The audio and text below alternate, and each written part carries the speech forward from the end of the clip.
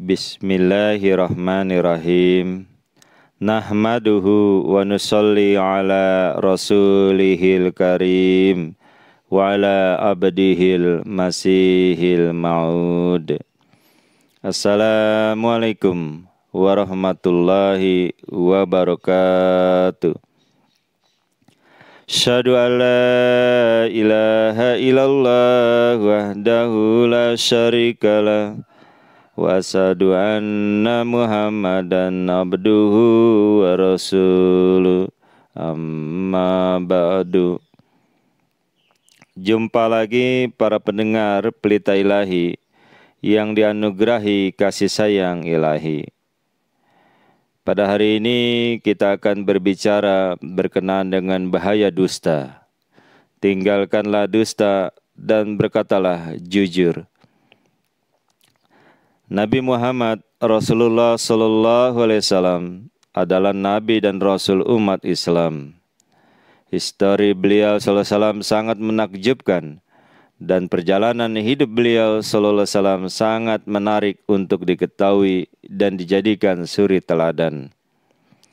Di antaranya Rasulullah Sallallahu Alaihi Wasallam tidak pernah mengucapkan perkataan dusta meskipun sedang bercanda. Diriwayatkan pernah ada yang berkata kepada Rasulullah Sallallahu Alaihi Wasallam, yakni, ya Rasulullah, innaka tudaibuna, qala inni la aqulu illa haqqan. Wahai Rasulullah Sallallahu Alaihi Wasallam, sesungguhnya engkau mencandai kami. Beliau Sallallahu Alaihi Wasallam bersabda, sesungguhnya saya tidak mengucapkan apapun kecuali yang benar. Hal ini terdapat di dalam hadis Bukhari. Begitu luar biasanya akhlak Rasulullah Sallallahu Alaihi Wasallam.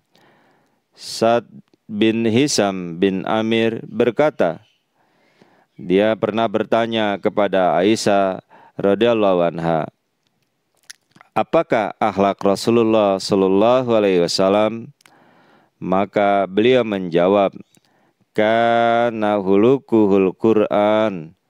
Akhlak Rasulullah Sallallahu Alaihi Wasallam adalah Al-Quran. Hadis riwayat Muslim. Maksudnya, akhlak-akhlak yang baik dalam Al-Quran itulah akhlak Rasulullah Sallallahu Alaihi Wasallam. Para pendengar Pelita Ilahi yang dianugerahi kasih sayang ilahi. Akhlak artinya budi pekerti, kelakuan, watak atau tabiat. Secara garis besar, akhlak ada dua macam.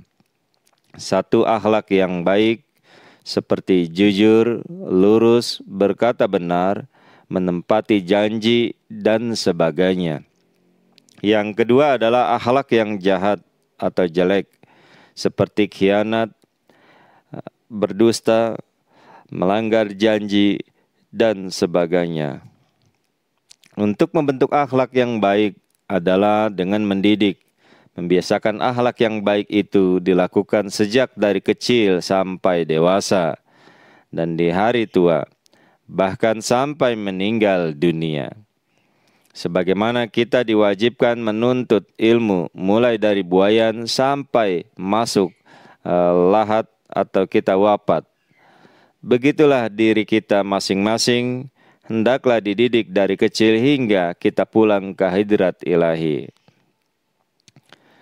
Guna memperbaiki akhlak yang jahat adalah dengan kita mengusahakan lawannya. Misalnya sifat bakhil yang tidak baik diperbaiki dengan sifat derma atau sedekah. Lalu kita biasa berlebih-lebihan, maka kita berupayalah sederhana dan minimal pertengahanlah. Kemudian jika suka berkhianat, maka berusaha menjalankan amanatnya dengan baik. Jika sering ingkar janji, maka tanamkanlah untuk tepat janji. Jika sering dusta atau bohong, maka tekadkan berkata jujur dan benar. Pendeknya, kita setiap muslim wajib dan harus mendidik diri kita sendiri supaya berakhlak dengan akhlak yang baik.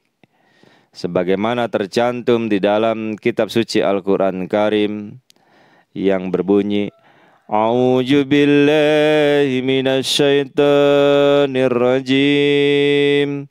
Ya ayyuhalladzina amanu taqullaha wa qulu qawlan sadida yuslih lakum a'malakum wa yaghfir lakum dzunubakum wa may yuti'illaha wa rasulahu faqad faza fawzan 'azima. Artinya, wahai orang-orang yang beriman, bertakwalah kepada Allah dan ucapkanlah perkataan yang jujur. Dia akan memperbaiki bagimu amalan-amalanmu dan akan mengampuni bagimu dosa-dosamu. Dan barang siapa yang taat kepada Allah dan Rasul-Nya, maka sesungguhnya ia akan meraih kemenangan yang besar. Hal ini bisa kita lihat di dalam kitab suci Al-Quran Karim surah Al-Ahzab surah 33 ayat 70 sampai dengan 71 yang dihitung dengan basmalah. Para pendengar pelita ilahi yang dianugerahi kasih sayang ilahi. Begitu juga di dalam hadis Rasulullah SAW telah memberi peringatan yang khusus kepada orang-orang mukmin dan telah meminta perhatian terhadap kenyataan bahwa dengan mengelakkan diri dari dosa-dosa serta mengamalkan kebaikan yang merupakan lawan dari dosa. Sebagai seorang mukmin, kita harus menjadi hamba-hamba ilahi yang sejati. Oleh karenanya, mari kita dengarkan hadis berkenaan dengan bahaya dusta yang disampaikan oleh Nabi Muhammad Rasulullah Sallallahu Alaihi Wasallam. Dusta salah satu dari 3 dosa yang harus dijauhi. Rasulullah Sallallahu Alaihi Wasallam ada bersabda yang artinya, tidakkah aku harus memberitahukan kepada kamu tentang dosa yang amat berat? Beliau Sallallahu Alaihi Wasallam mengulangi kata-kata tersebut 3 kali. Para sahabat menjawab, ya Rasulullah Sallallahu Alaihi Wasallam, tentu. Dengan senang hati sampaikanlah hal itu kepada kami. Maka Rasulullah SAW bersabda, jika begitu dengarkanlah. Dosa yang pertama adalah syirik, yakni menyekutukan ilahi, dan sesudah itu durhaka kepada orang tua. Beliau sallallahu alaihi wasallam pada saat itu bersandar pada sebuah bantal.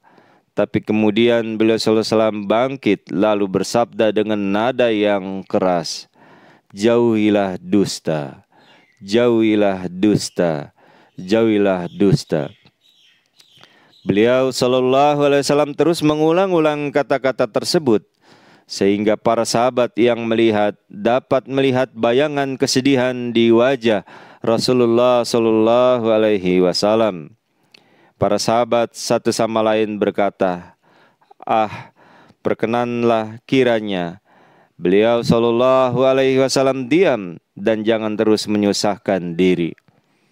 Hal ini terdapat di dalam hadis muttafaqun alaihi, yaitu hadis Bukhari dan Muslim. Para pendengar pelita ilahi yang dianugerahi kasih sayang ilahi. Pada hadis ini terkandung didikan moral dan akhlak yang sangat tinggi dan harus dijadikan benteng pertahanan hidup bagi kita sebagai Muslim Ahmadi yang sejati. Yang pertama, syirik. Syirik adalah menyekutukan sesuatu dengan ilahi.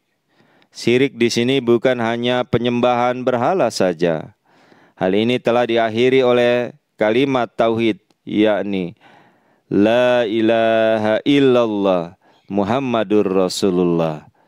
Tiada Tuhan melainkan Allah dan Nabi Muhammad Sallallahu alaihi wasallam adalah Rasul Allah.